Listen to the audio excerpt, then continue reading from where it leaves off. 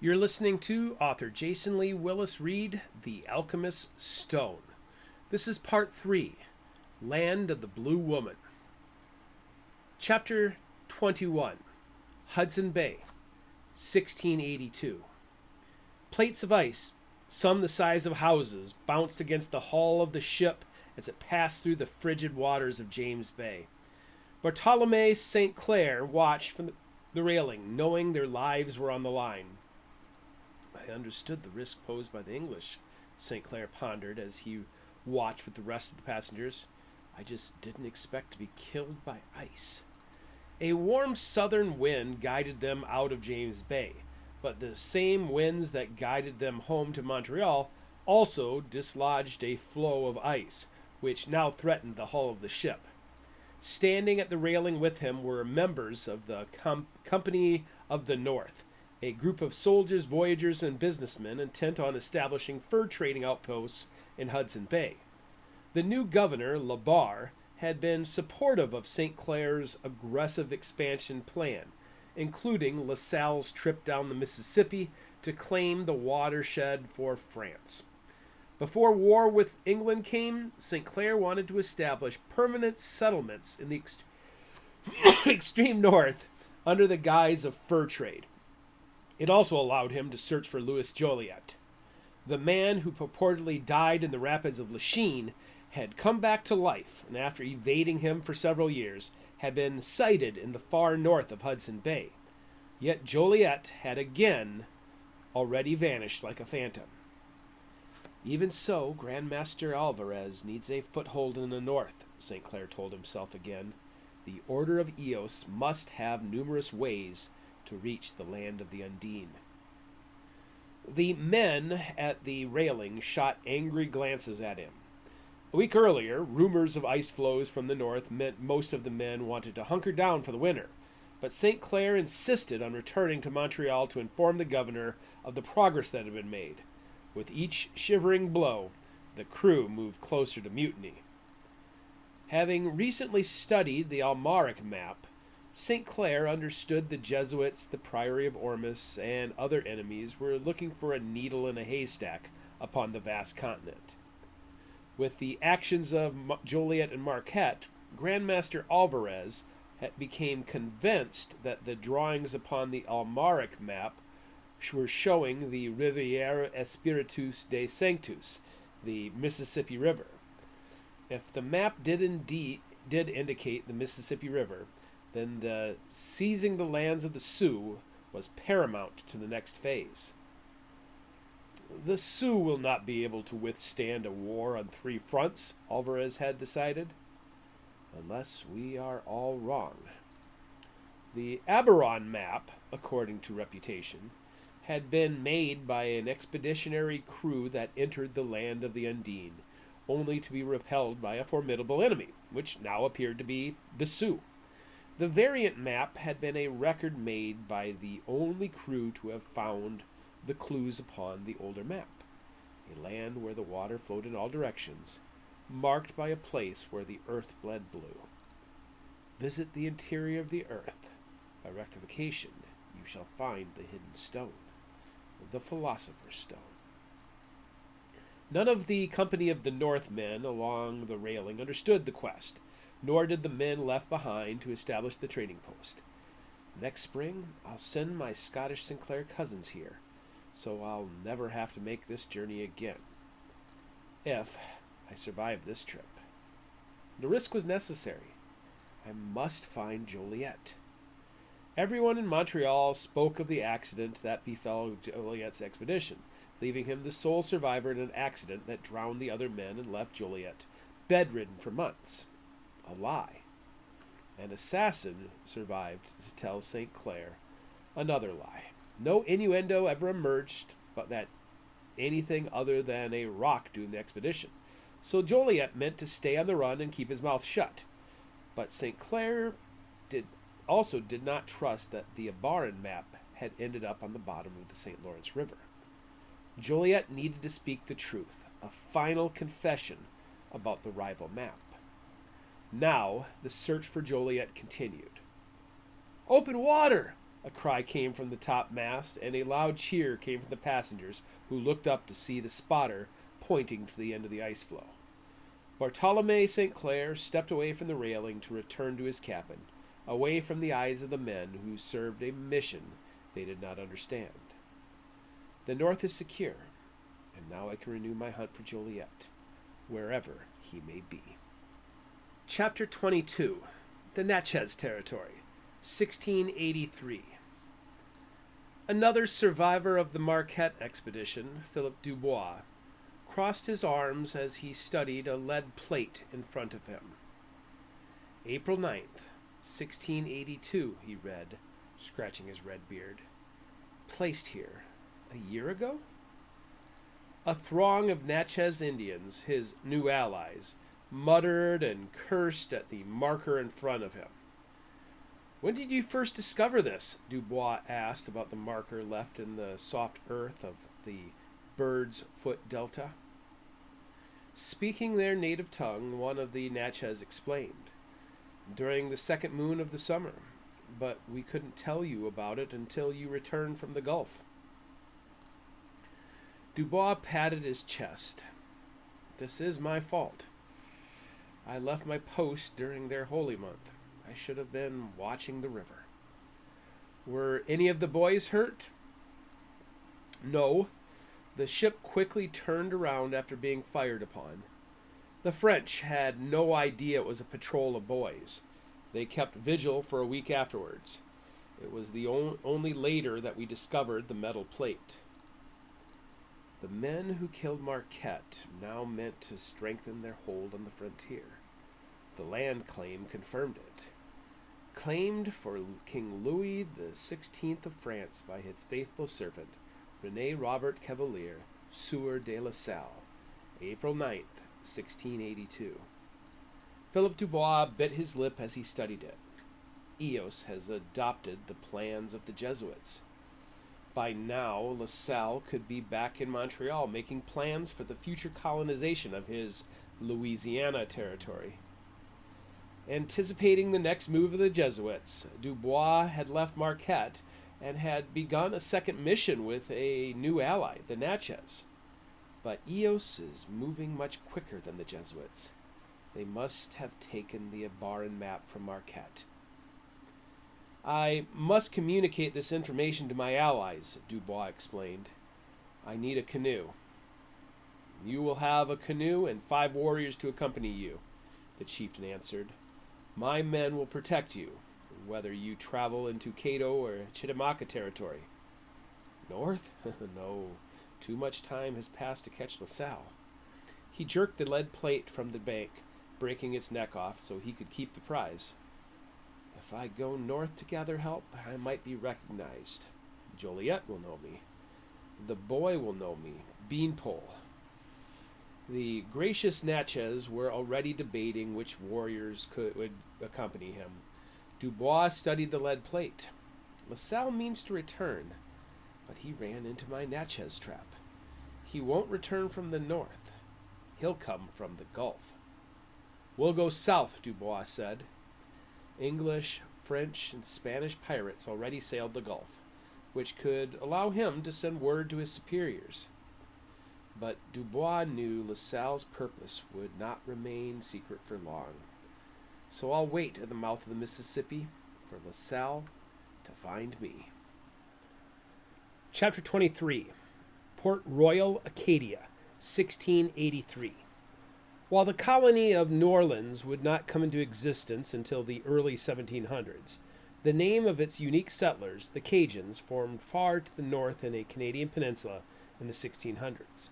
The French colony of Acadia, a misspelling of the Greek region of Acadia, had already seen decades of violent war that would leave it desolate by the time the British instituted the expulsion of the Acadians in 1755, who would find a new home in the French sanctuary of Louisiana, to be known henceforth as Cajuns.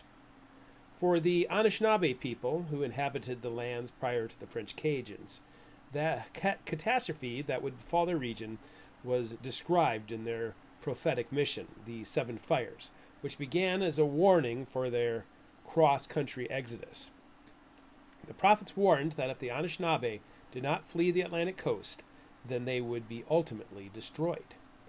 While many believed and left for the first of 7 stopping places, those who stayed behind became the Micmac, who saw their homeland serve as a battlefield that almost destroyed every last member of their tribe. Before it was Acadia, King James of England gave the region to William Alexander as a gift, who then settled it. Although there were a few French settlers, the new territory became known as Nova Scotia or New Scotland. The bloodshed began in 1635 and continued for 30 years as Micmac, New Englanders, French, and English fought for control of the colony, until the Treaty of Breda in 1667 returned it to France. A nation of shapeshifters. For Gaston Verdi, who sat in a tavern waiting for his meeting, the reference to Acadia intrigued him. From his research, the spy learned that Giovanni de Verrazzano had written the name Arcadia upon his map in homage to a region in ancient Greece. So while Verdi waited, he read all he could about the mountainous region in Greece.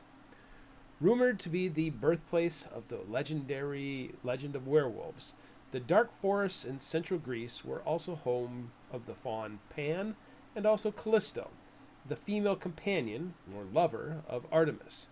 When Zeus transformed himself into the likeness of Artemis and impregnated her, a jealous Hera transformed Callisto into a bear, who years later was then hunted down and killed by her own son, Arcas.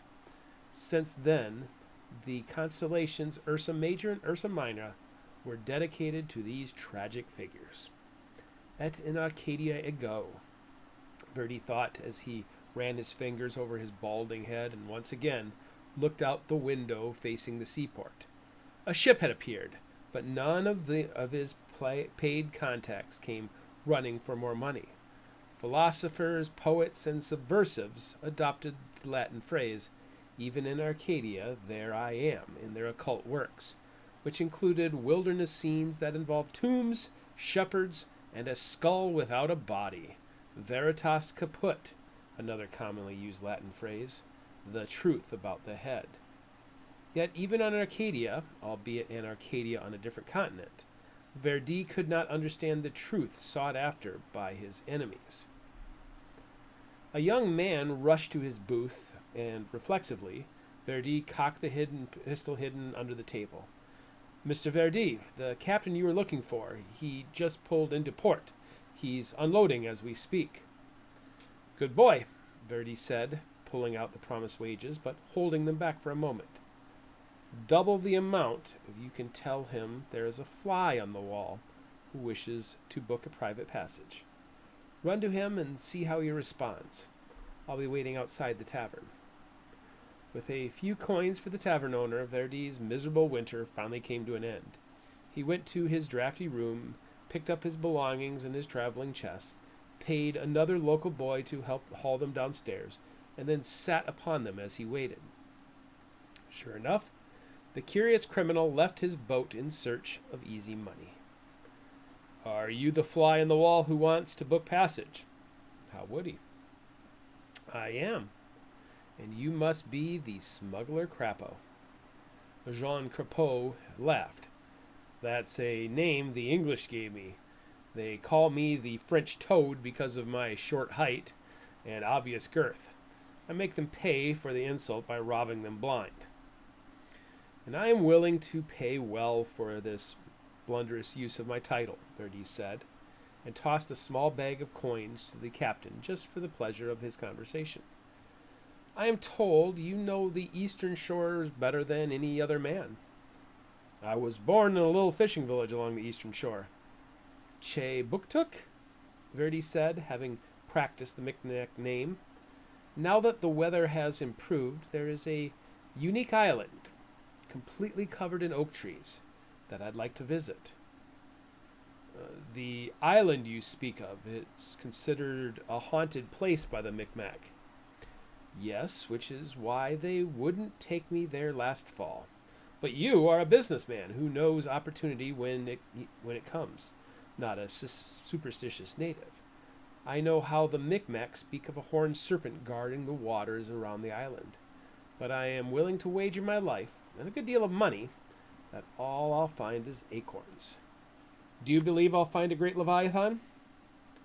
It seems a safe bet you won't, and I believe I'm the man to bring you there. Captain Crapo, then bring me to Oak Island, and this fly will never buzz around your port again. Chapter 24, Grand Portage, Wisconsin, 1683.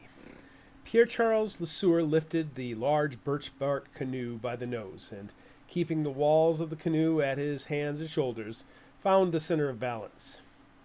See, I told you need to walk in front of me, keeping me from tripping on rocks and branches.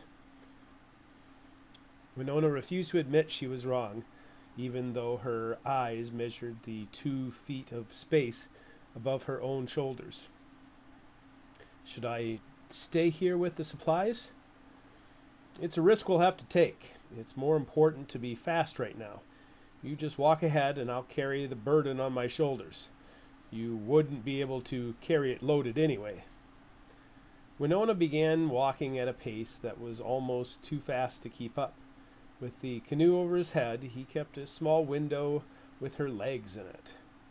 The spring melt had filled the rivers and streams for their expedition, allowing them to travel from Green Bay, up the Red River, past Lake Winnebago, and another 50 miles to the headwaters of the watershed. But not the right divide. Father Marquette and Louis Joliet, following the stolen Aberon map, believed that the Mississippi River had been the waterway described on the ancient map, and Wenonah confirmed that the headwaters of the Mississippi were located in the heart of the Dakota Territory. Although the most direct portage would have been via Lake Superior, the escalating conflict between the Chippewa and Sioux made the Hennepin portage too dangerous. The Chicago portage was also eliminated, with LaSalle reinforcing the fort at La Rocher after returning from his expedition of the southern Mississippi River. The only choice to reach the fabled lands of the Undine was a trip right into the heart of the recent conflict.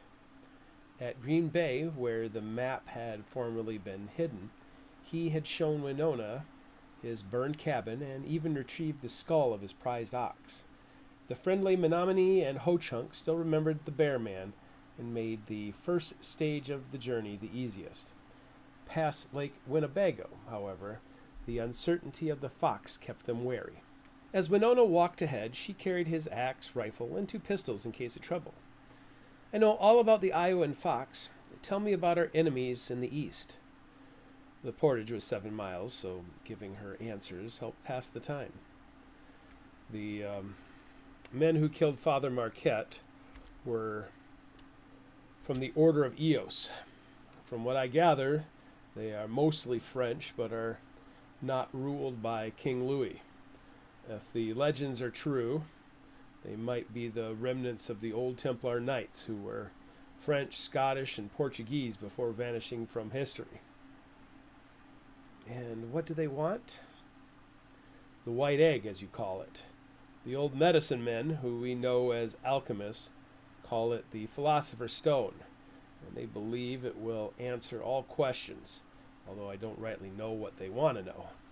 Old wealthy families support this quest, which is why I say it is independent of King Louis. And LaSalle and Delhut? Yes, they are either members of Eos or men hired by it. Either way, they are looking for ways to build up their position in the west before launching an attack on the Sioux. And what of the English? Another kind of enemy. Right now, England is ruled by a Catholic king, even though the country is mostly Protestant, unlike France. Father Marquette said there were subversives in both countries who were hoping to topple the monarchies to assert control. If the stories are true about the Templar Knights, then the Catholic Church is viewed as their enemy. This is probably hard for you to understand, but there is another branch of subversives within England who also seek the Philosopher's Stone. And the Jesuits? Are they our enemies also? Lesueur chuckled at that. Of course not. The Jesuits are the protectors of the people. And why did you fear the Jesuit that came to St. Ignace? I didn't fear him, Lesueur fell short, unable to explain his own actions. Let's just say I don't know the intentions of the Jesuits. I swore an oath to avenge Father Marquette, but even though I know he sought the map, I still don't know his reasons. I guess this uncertainty made me cautious. Once I know what I'm dealing with, I will hopefully know what to do and who to trust. They walked for almost a mile before Wenonah spoke again. The Chippewa are another enemy. Chief Baquinas and Noejigan especially that line. Why is that? They seek to take what we have, even if they do not know it.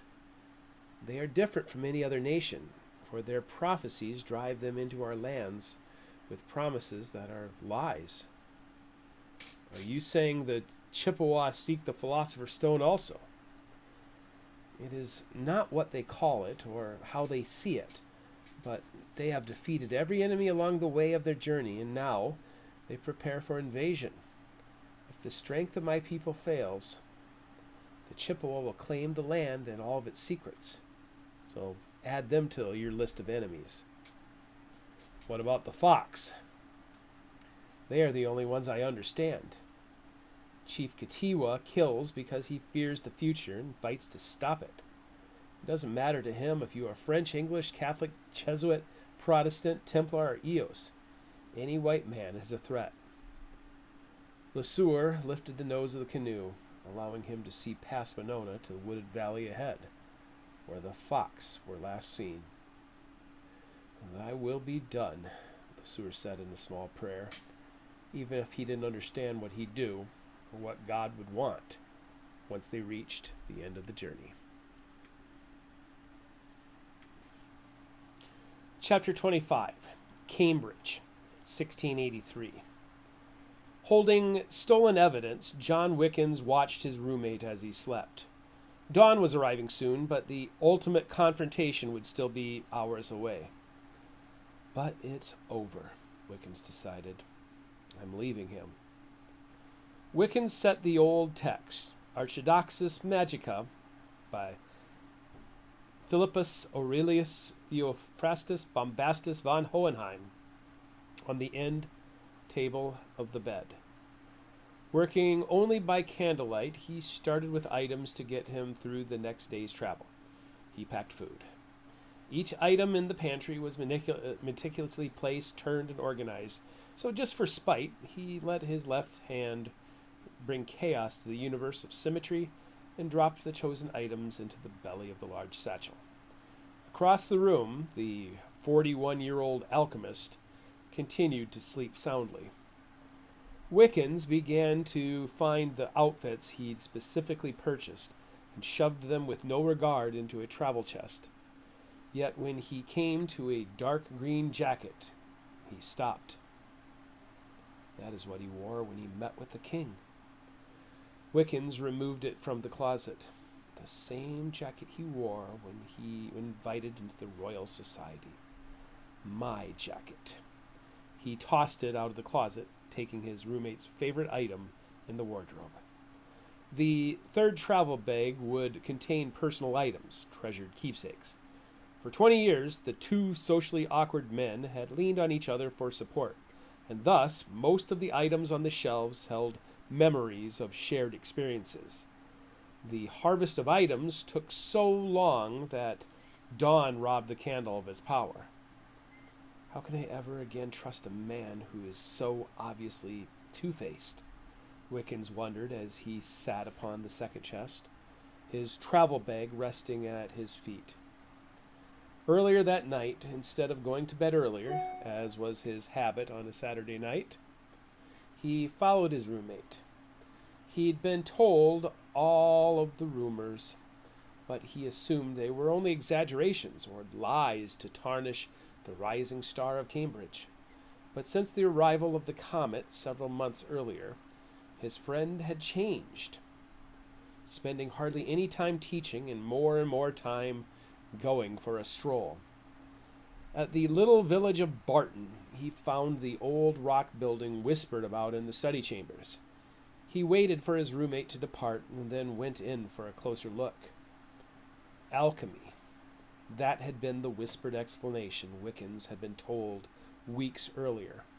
But stepping into the forbidden building, he learned the truth. The other men who were still there already knew him, and as they looked up from their vials of chemicals and compounds, they all but dismissed him. "Isaac just left," one said.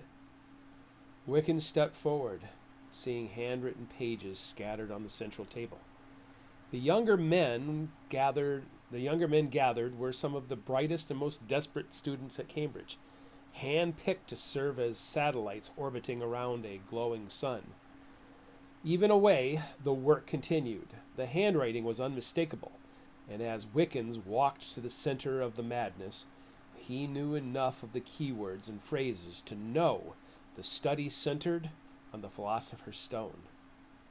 The open book at the center of the table, Archidoxus Magica, confirmed the subject matter, so he took it, promising the minions it would be safe.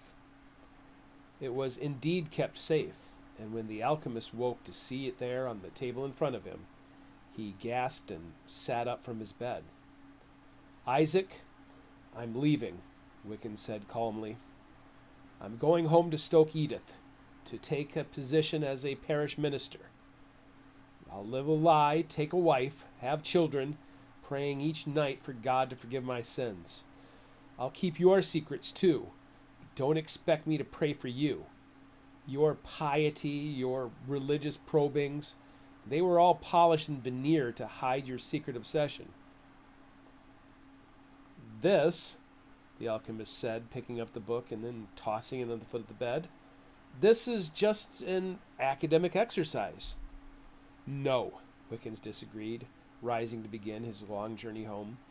"Perhaps I know you better than you know yourself.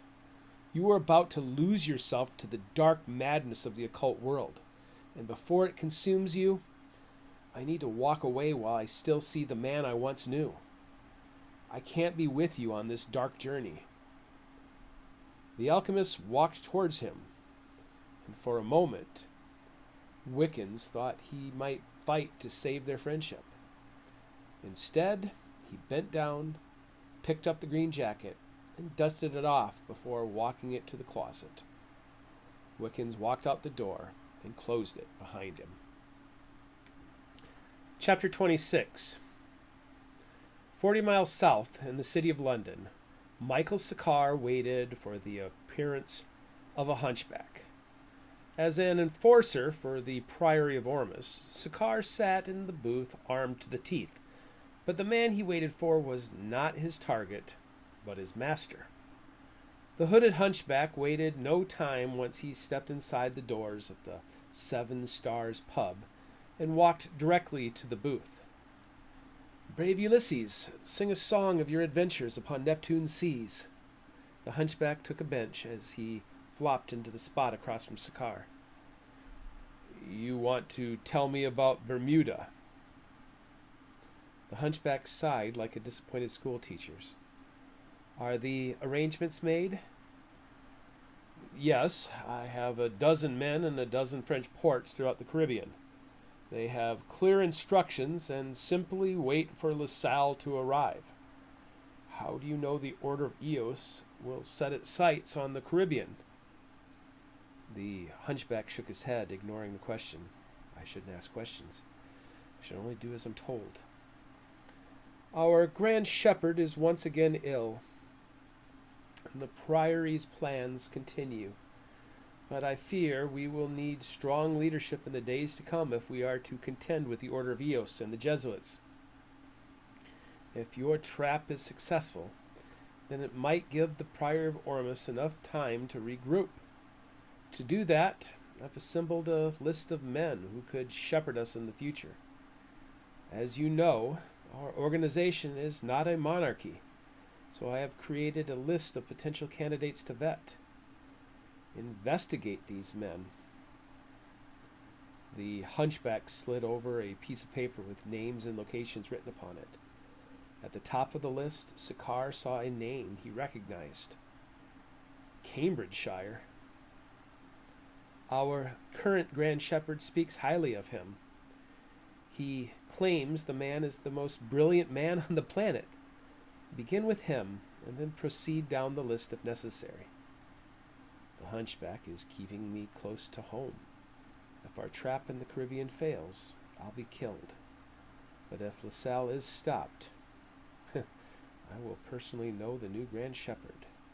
LaSalle must die. Chapter 27, Land of the Blue Woman, 1683. Pierre Charles LeSueur and Wenonah found some luck. Chief Katiwa and the Meskwaki tribe had moved out of the Wisconsin River region and into Iowa territory, leaving them hundreds of miles of open waterway. Their luck ran out, however, when they came to a place where the Mississippi River widened, and two rivers came from both sides of the deep valley. This is the Hookup River, Wenonah turned from the front of the canoe. This is the edge of Dakota territory. It was near here that I was taken by the Ioways. From this point on, we must travel at night or risk being seen. By your people? Yes, most likely one of my brothers. Isn't that a good thing? Shouldn't we let them know that their stolen sister has been returned? They would likely burn you alive and dance to your screams of agony. They would most likely put me in the pyre also for bringing you here. There is no reasoning with them. There is only duty. LeSueur raised his eyebrows. Whatever you say. If she ever wanted to betray me, this would be the time.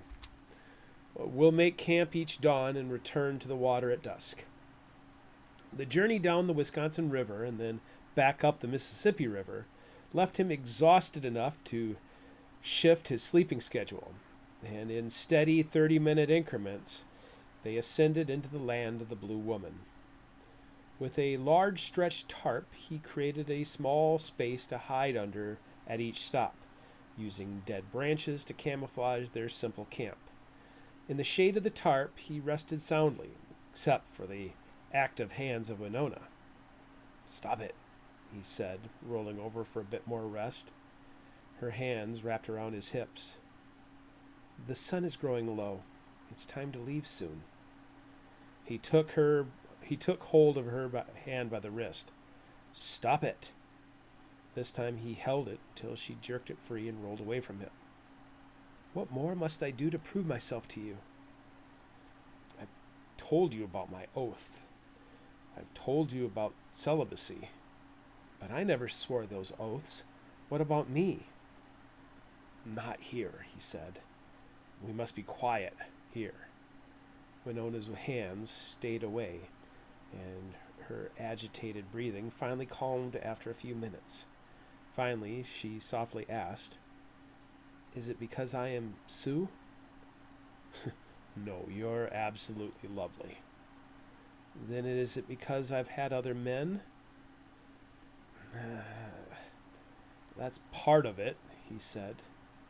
"Just tell her the truth." "Back in France, my father was a wealthy man, and so my elder brother inherited all the wealth. I was able to get a quality education, but I had to come to the New World to make a name for myself. And then I had to hide the only other asset I had, a name of reputation. If I am ever to build something for my family, I must be able to marry a wealthy Canadian woman. And to do that, I must have my own business and be worthy of a Christian marriage. If I had Métis children running around the frontier, it would taint my prospects." "I thought you remained chaste because of an oath to your God." "That also. My hair, my denial of alcohol, all of it is an oath that I swore to God, so that I would remember my pledge to Father Marquette. I believe he died searching for the place you're taking me to, and if I can find it before my enemies do, then I can fulfill my oath and avenge his death. What about me? Is this really happening now? If I am indeed the Wishwe promised by the Serpent Star, then you will have brought honor to your people. Wouldn't they welcome you back? Wenonah didn't answer. 2 nights later, they spotted Dakota campfires, and as they quietly ascended the river, Lesur knew his life rested in the heart of Wenonah, and with a cry, she could bring death upon him. After that realization, he no longer swatted her hand away.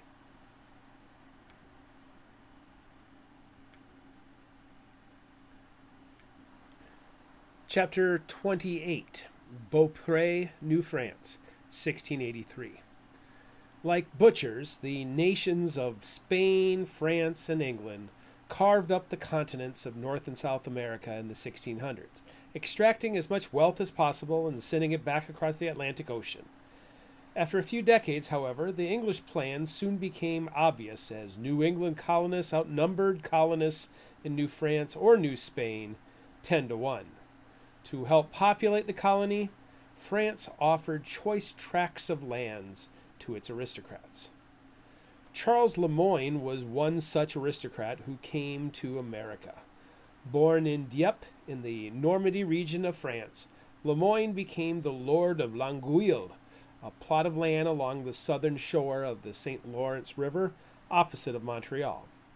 After marrying Catherine Primot, Le Moyne went on to sire a small army of 12 children, including 10 sons who would help secure the future of New France. For several years, Governor Frontenac and Intendant Talon promoted the interests of the Le Moyne family, including his father's promotion to seigneurie at Chateauguay. But in 1682, the administration of New France was replaced, leaving even more powerful families in turmoil. For this reason, the young Le Moyne brothers traveled 100 miles upstream to inspect a new threat.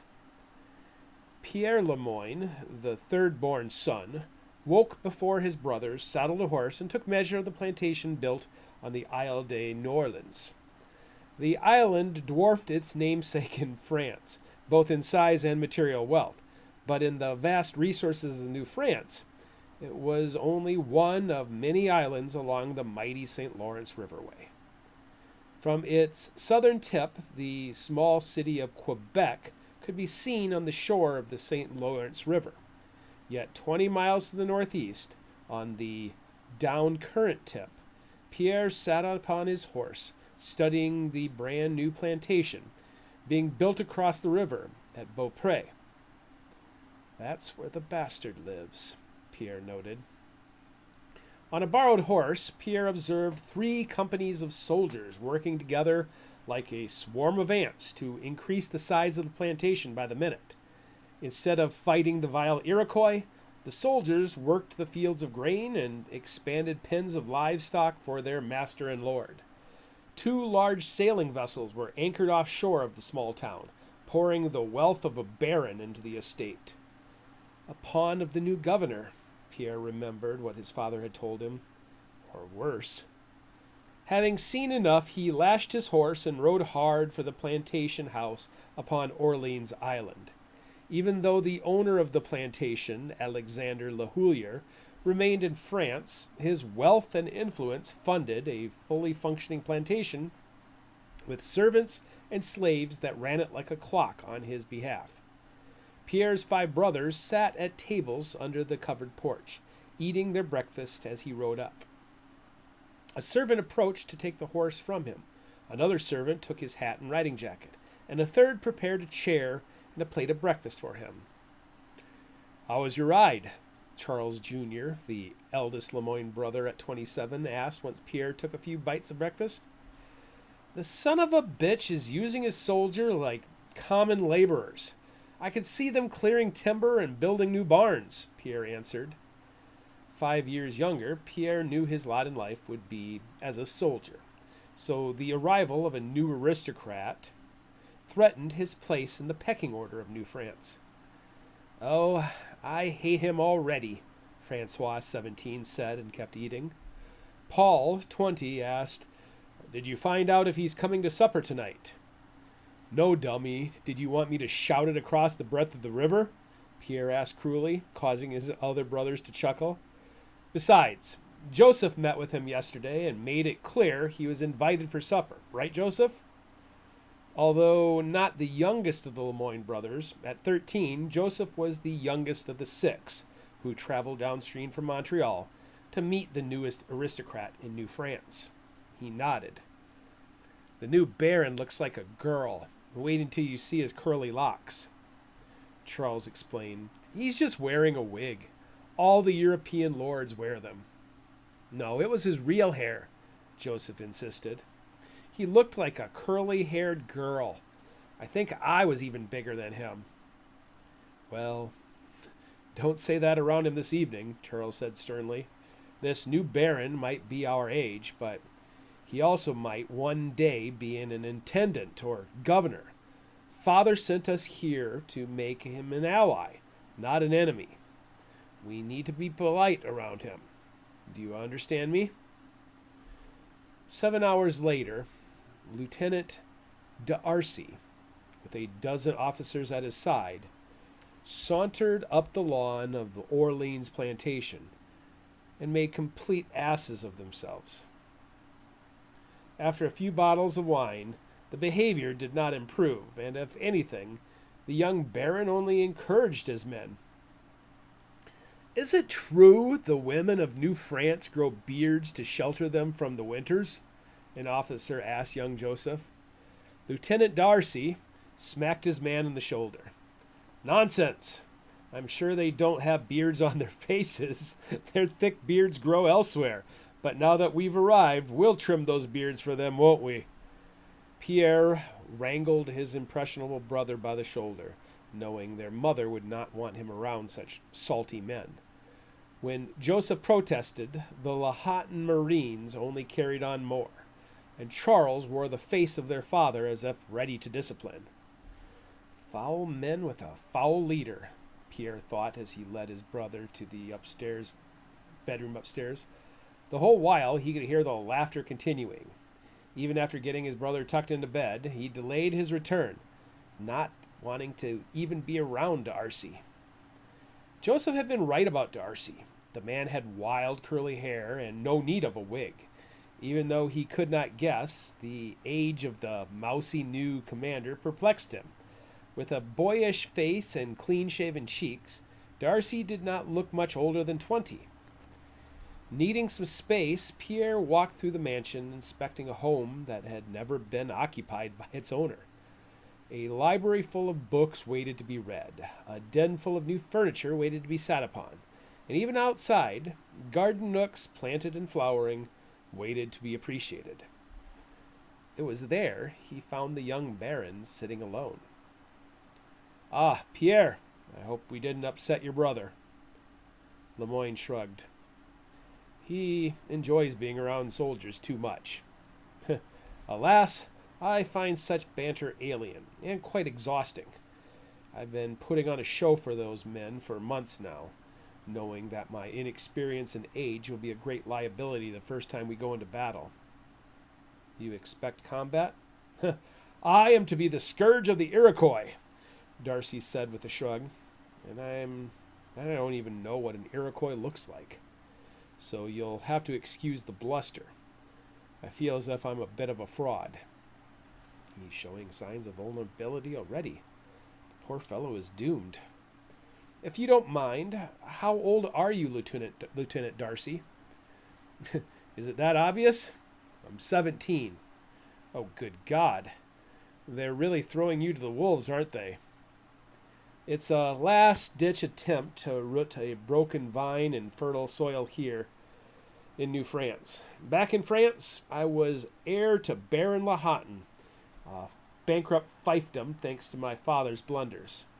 Before anyone knew the condition of the estate, we loaded up 2 ships and crossed the Atlantic to protect France's interests in the New World. desperate men being led by an even more desperate lord.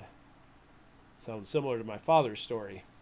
And now he's one of the more powerful merchants in Montreal. You have an impressive estate and an even more impressive force of men. Do you want one of my brothers to serve you while you learn our ways? You do that. Pierre shrugged. We're countrymen now. My father sent all of us out into the frontier, or sea, as apprentices, so we could learn how to lead men. We can speak a little of the native tongues also. Oh, I can speak the native tongues. Language is one of my few competencies, in fact. I can speak the language of the Iroquois, Micmac, Abenaki, Huron, and the dialects of most Anishinaabe tribes. Scholarship is not my worry. Truth be told, I've never even bloodied another man, let alone killed one. Last summer, we put Joseph on a lookout tower and let him shoot a Mohawk vanguard rushing the doors. It did the trick, and he's ready for more adventure. I might need that tutelage sooner than later. I spent 6 months at Prytany learning military strategy, yet still feel like a novice. You trained at Prytany. It's one of the best military schools in France. Were you kicked out? No, I graduated early. I told you, scholarship comes easy to me. My hatred of those pompous Jesuits motivated me more than bankruptcy, to be honest. You better watch your mouth speaking like that in New France, Pierre said with a chuckle. The Jesuit bishops control everything around here, which is why the Lemoyne family supports the Sulpician efforts in Montreal.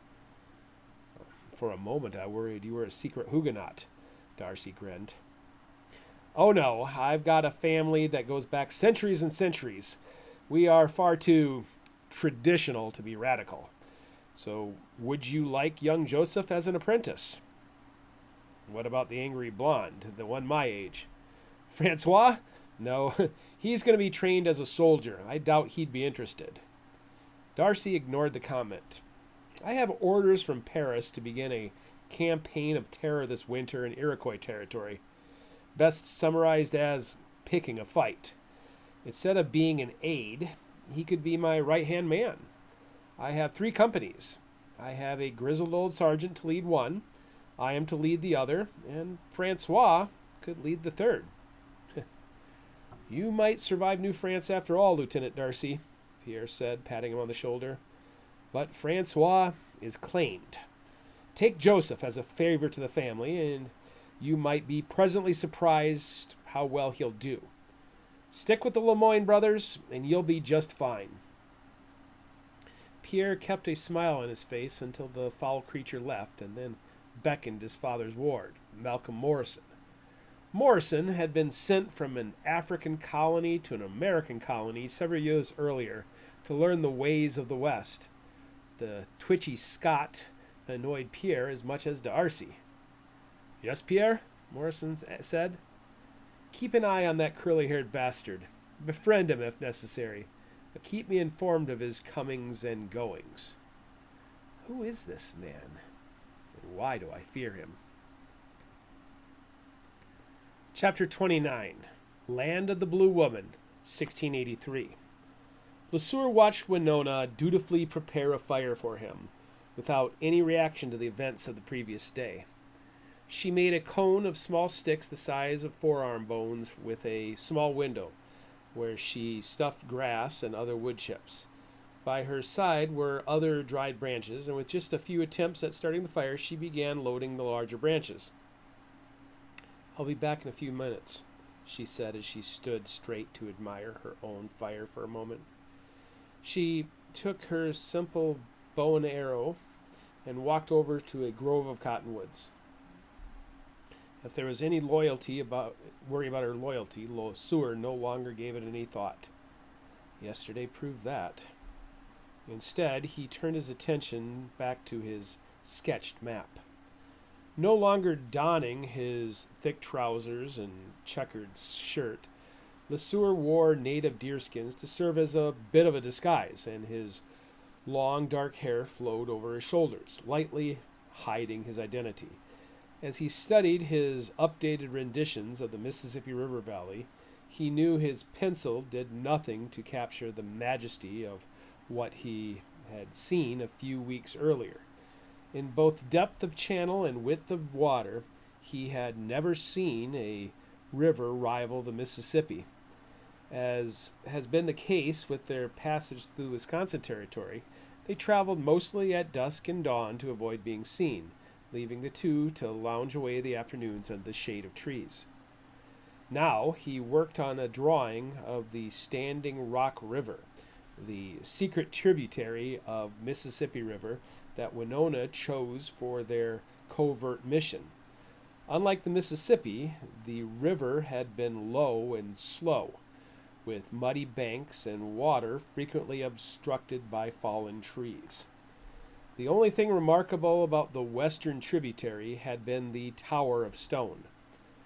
Wenonah had described it as if it was a stone titan striding the earth, which drew his curiosity, forcing them to take a day's trip to go see it.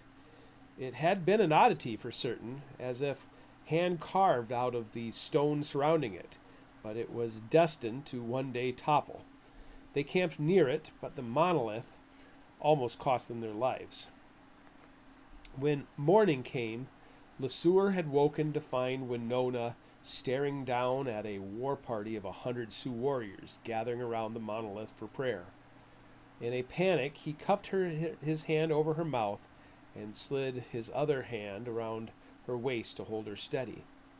She did not so much as flinch. Instead, hot tears streamed over his hand. After the Sioux left, LeSueur had released her. "I'm sorry, I could not risk you calling out to them." "How could you think I would call out? What have I ever done to give you such cause to doubt me?" LeSueur's shame had been overwhelming. "Do you know what tribe it was?"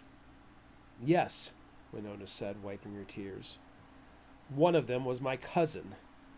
They were Warpakudi warriors heading east. We must now be very careful. No more risks." So Wenonah led him through the rest of the Standing Rock River Valley until the river became a large lake where they portaged. Like in Wisconsin, it was a short trek between stream river systems of just a few miles. But this time, instead of forests, they were surrounded by fields of grass and flowers. "This place is Wasika, a camping ground for my people. Isn't it lovely?" she had asked. "Yes, this must be the edge of the Great Western Prairie," LeSueur said.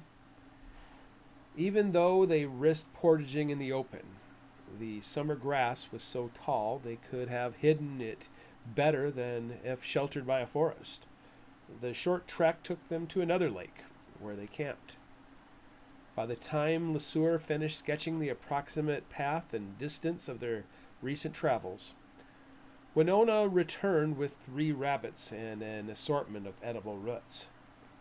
"So this is the divide of land where you camped as a child?" "Yes. Can't you just feel the presence of Wakantaka under these tall cottonwoods?"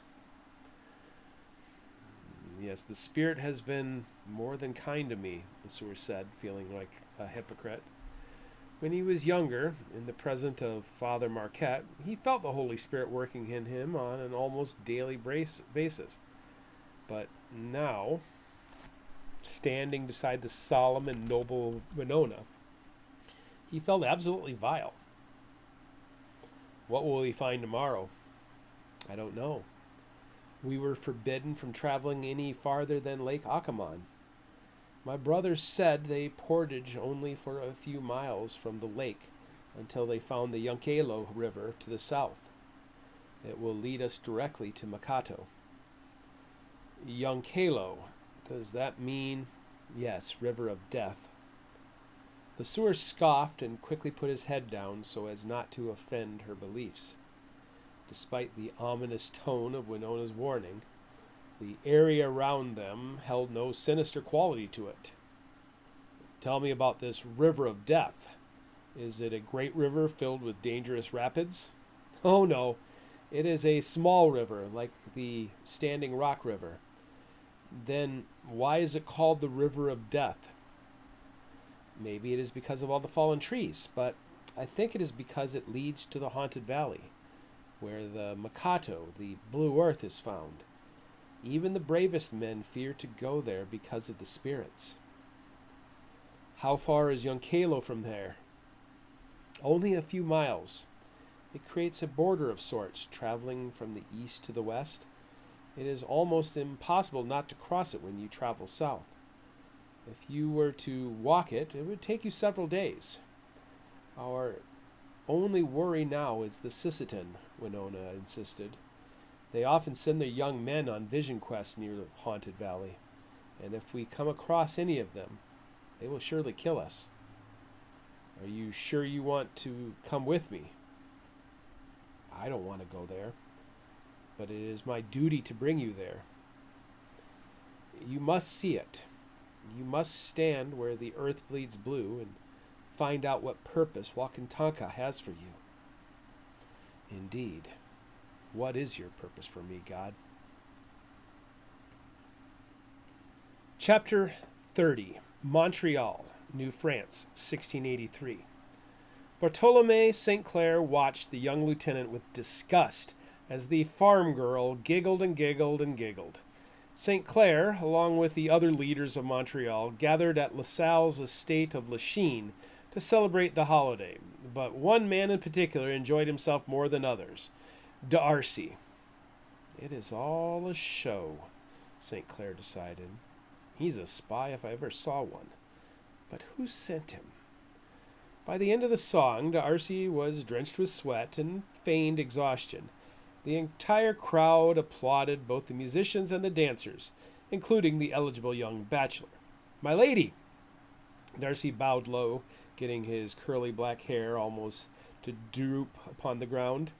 My Lord Lahoughton, she giggled a final time and went scurrying back to her flock of friends. With a glance out the corner of her eye, St. Clair could see that the collection of ladies from Montreal had been watching D'Arcy's every move, especially the lovely Georgette de Brouillan, daughter of Captain de Brouillan, the commanding officer at Montreal. But more than just the ladies had been watching the exciting new stranger. Along the right edge of the dance floor, the ruling elite of Montreal sat at their cloth-covered table, clapping in expectation. Farther back along the shadows were D'Arcy's 800 soldiers, all who hooted and hollered for the display of youthful indiscretion their lord had shown. "Drink!" D'Arcy called out as he flung himself back in the chair at the Lemoyne table. St. Clair sat at another table beside the governor, along with Father Burgundy and a few other random associates, but he could still hear D'Arcy speaking. The young lieutenant's grin only broadened when he saw Georgette de Brouillan and her friends looking his way. "You dishonor yourself and that innocent farm girl when you were carrying on like that," Charles Lemoyne scolded the young man for all to hear. "Lighten up. The world is fleeting. All things pass. Or is it we that pass and they that stay? Your philosophy does not change the fact that you have caused great offense. We are no longer in New France. We are no longer in France. We are here in the New World. There will be no chasm between lord and peasant," D'Arcy said. "This threat from the warlike Iroquois bridges that gap for us daily." "Have you encountered many Iroquois while out hunting?" Bishop Laval asked, bringing a chorus of chuckles from the Jesuit camp. Is D'Arcy a Jesuit spy? If so, Laval is only feigning disapproval. Their public conflict could be a ruse. Young D'Arcy put on a smiling mask, but then turned to his Lemoyne companions. "Malcolm, my twitchy friend, go find a young girl and dance with her. Life is too short to be this dour all the time." Bishop Laval went in for another dig. "In my opinion, you've danced enough for all of us."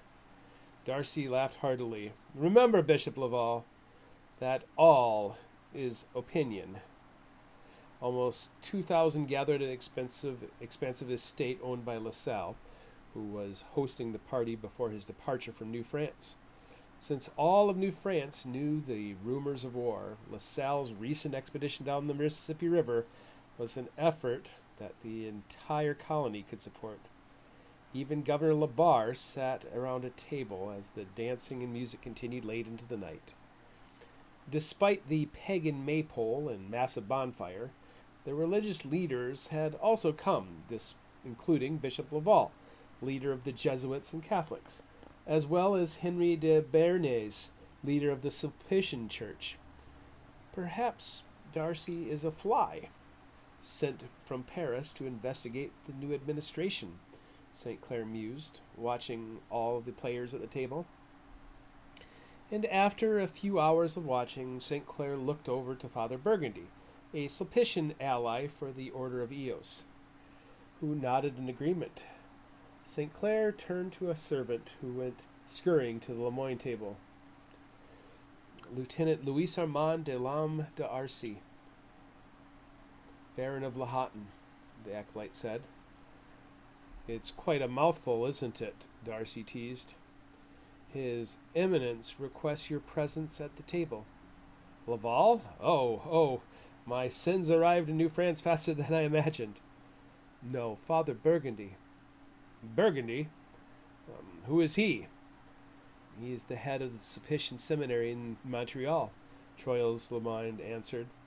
You should go see him. A teacher? And you use the word eminence? Things are certainly upside down here in the New World. Show me to him, Darcy said, and followed the servant to the table. St. Clair remained a mute statue for the encounter. Lieutenant Darcy flopped down into the chair and extended his hand. Father Burgundy, Lieutenant Darcy, the Baron of Lahoughton. Yes, so I have heard. Your youth hid your nobility from us. My colleague, Monsieur St. Clair, tells me that you arrived here last winter? St. Clair fumed at the unnecessary attention. And a dreadful winter it was. I had to winter in Acadia until the ice left the St. Lawrence River. Had I only known the winters would be so cold, I doubt I would have made the journey. I thought spring would never arrive. Praise God, it has arrived.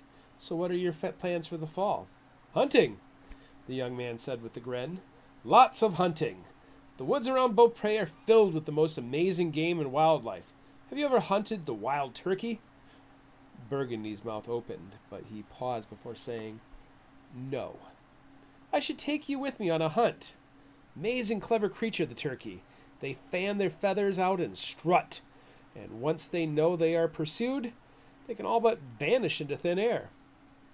Ah, all bluster and no substance. I see why you are drawn to the turkey. I was told your father was a great engineer, Burgundy said, with information given to him by St. Clair. You were told correctly. Have you ever been to Béarn? I haven't. Well, apparently he built some...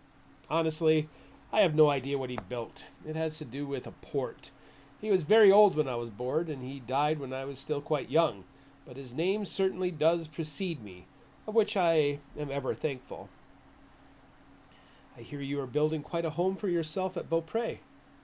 Yes, I never fancied myself much of a stonemason, but I do believe I have learned enough of their secrets to have constructed a solid foundation for my manor. And you command 800 men also. Command? Darcy laughed. I certainly brought them here, but I leave the actual commanding to better men like Captain de Brouillon. I am at his command. I'm not quite sure you are aware of this, but you have one of the more powerful standing armies in New France. Only Governor LeBar has a larger force, and word has it he is going to be moving out for Fort Frontenac, leaving you and your men here to protect the settlements. Really? That would certainly give the historians something to write about.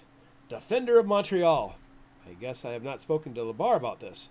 Do you suppose I'd be allowed to keep working on my manor? I could not say, but for the near future, I will be placing the security of my seminary in your hands. All of Montreal will be looking to the young baron for protection. Fear not, Father Burgundy. I shall protect you from the savages and the pagans that prowl in the dark, barking at the moon. Lieutenant Darcy glanced up at the night sky to draw attention to the full moon above their heads. Do not forget, Father Burgundy, it is fear that first brought gods into the world. If you'll excuse me, there's a juicy morsel over there that's just begging me for a dance. As he left, he aggressively patted Father Burgundy on the back as if he was a childhood friend sitting at the lunch table. On his way across the dance floor, he snatched a floral decoration from one of the tables and weaved it quickly together into a floral crown.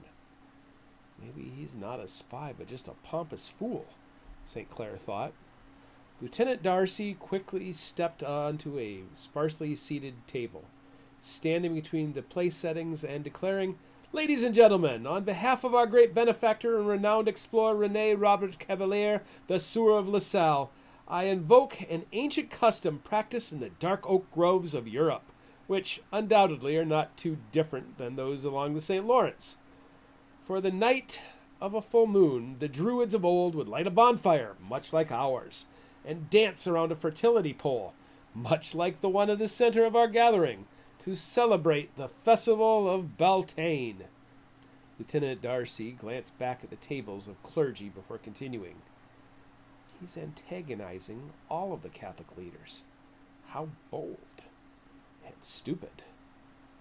In those days, as many of our fine English and American guests can attest, the Druids would crown a woman the Queen of May. What say you, ladies? The women applauded and screamed as Lieutenant Darcy held the crown of lilies of the valley above his head, with most of the girls already forming a line along the edge of the dance floor. Others rushed in to stand in line as the young baron passed by. He steadily progressed towards the group of young aristocratic ladies gathered at the far end. Amongst them was Georgette Montbolion de Brouillon. The young French beauty had no rival amongst the crowd, so when Louis Armand knelt in front of her, the ladies gasped in anticipation. To be crowned the May Queen, one must truly be fair, he announced humbly, but in one cruel motion stood back up and continued on his way. But beautiful women die twice. The beauty of youth is brief. A gasp from the lords and ladies was palpable, but it was soon swallowed by the peasants who placed the crown upon the head, when he placed the crown upon the head of a vibrant young Métis girl of about 13. With mixed Huron and French blood, the girl's place in society would be that of a common laborer. But for a moment, she was Queen of May. Come, secret worshippers of Bacchus, let us welcome the full moon by jumping into the St. Lawrence. Scores of his men were already grabbing their own young ladies and rushing behind their baron as he and the young Métis girl led the procession from the dance and down to the docks. 20 minutes later, the roar of the party had more than doubled. After many of the lords and clergy slipped away indignantly, the elder Lemoyne waited to scold Darcy at his table. Have you come to Montreal to ruin your father's good fortune and name? Please, good sir, the party was becoming dull. Now the true pagans and savages have revealed themselves. You know who that woman was? The May Queen? Some Métis girl who lives on the island. No, not her. The lady who you purposely insulted. I didn't insult her. I complimented her beauty. Only to say she would one day grow ugly. That was the daughter of Francois de Montbolion de Bouillon, your commanding officer. Darcy shrugged, insulting the aristocracy as well. Lemoyne continued, He is a nobleman from Gascony, and is now captain of the French forces in Acadia. He is a proud man who will not soon forget that you insulted his daughter.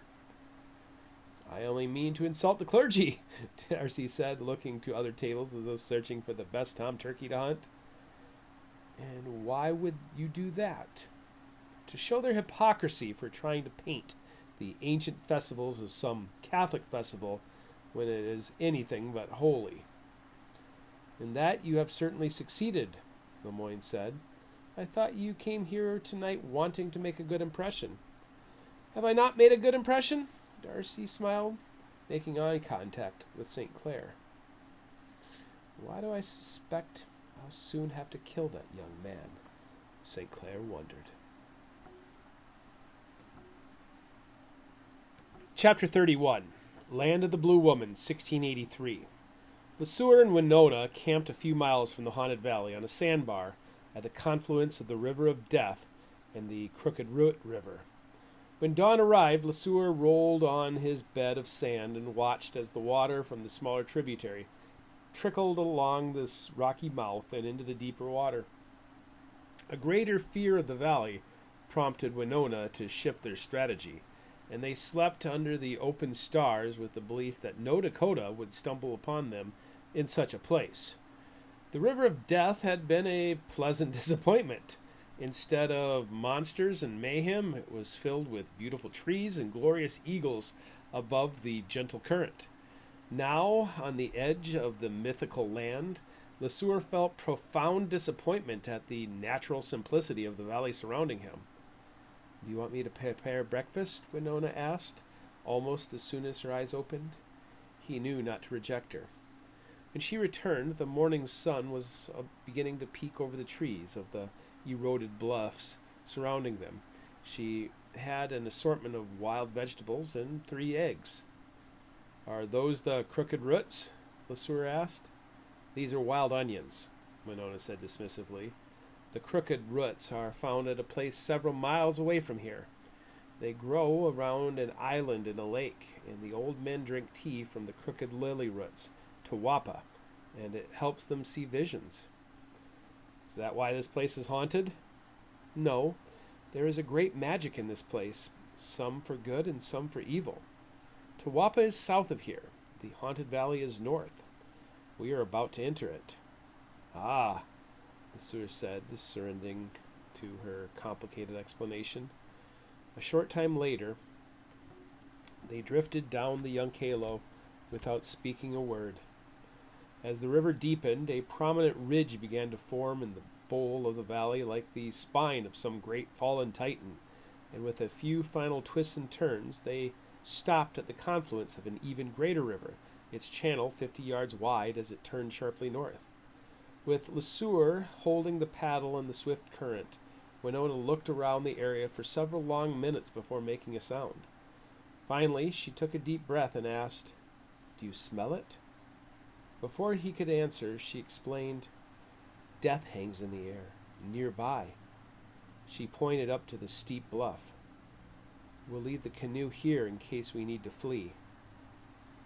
Out of the high sun and in the cover of the trees, he felt a sudden chill. Am I afraid? He instead chose to attribute the shiver to the 20-degree difference in temperature under the canopy of trees blanketing the steep bluff. Following Wenonah's eyes, he scaled the slope, often using his hands for balance. Finally, he reached the top to discover a ghastly sight. "What is this?" he asked, stopping on the edge of the opening. Wenonah stayed at his side for a few moments, and then walked forward. Fearlessly, she inspected the macabre scene. Her hand reached out as if to caress the faces of the skulls adorning the top of the posts, and inches from touching them, she turned to him. "I would wager they are Meskwaki." "The Fox? This far west?" She nodded. "This is not how we bury our dead. This is done to our enemies, as a warning to other enemies. This seems to be the work of the Sisseton, hoping to avoid the wrath of my father for allowing our southern borders to be penetrated. They fear the Metawakitan more than our enemies. Scenes like this will demonize your people to the French," LeSueur said, walking past the skulls set upon poles that ringed the top of the bluff. "Why are there no trees upon the top of the bluff?" "I don't know." "They wouldn't allow a woman to come here," she said, and walked in the open space where only grass and wildflowers grew. LeSueur followed several paces behind until she stopped near the edge of the northern side of the bluff. She stood with her arms crossed and gave her and he gave her her space. Finally, she turned with a puzzled look. Why would the fox come to this place? The English and Iroquois have displaced all the eastern tribes, who now flood over the Appalachian Mountains and into the Great Lakes. The fox knew westward migration was inevitable. No, Wenonah shook her head, turning back around. They chose to leave Michigan just as they choose to leave Wisconsin to come here. Why would they come to Makato if it meant their death? We came under the same threat of death, didn't we? She turned back towards him and with the slightest gesture beckoned him to come to her side. Let me show you the place drawn upon your map. Her finger pointed to the river at the bottom of the hill. That is the river of death, which flows from the east, and you saw the Crooked River, which flows from the south. She pointed west. Over there are the Watonwan and Mikado rivers, which came from the south and from the west to come to this bluff. She turned back to the north. Do you see how the valley forms a bowl? On the north side of this haunted valley, the Minnesota River flows south for hundreds of miles, bends sharply, and then flows back to the north. The elders explained that the evil that dwells here is so powerful that the earth collapsed, drawing all these rivers together before they fled away. Do you see it? LeSueur saw it, and also the Well of Erd, the source of all rivers, as well as Eden and the 4 rivers flowing out of it in all directions. Being surrounded by such mundane natural beauty, however, left him cynical. I don't see all the fuss. Her hand led his eyes to a place on the nearby valley floor, east of the confluence of the southern river.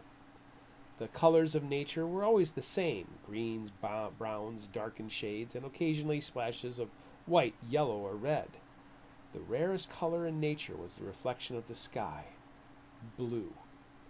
100 yards past the base of the bluff, a spot of blue pulsed its unnatural light. Makato, she said, the earth bleeds blue. As he descended the bluff, he saw fissures in the sandstone, where more unnatural substance leached out from the natural base of the bluff. His fingers touched the moist grit, which immediately stained his skin.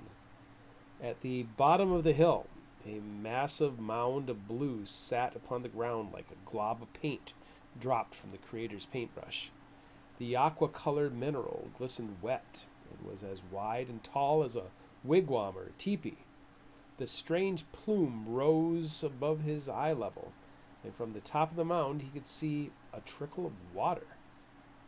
Back on the bluff, the blue substance leaked from cracks in the sandstone, but there it seemingly defied gravity to rise from the flat ground like a blue boil on the flesh of a cheek.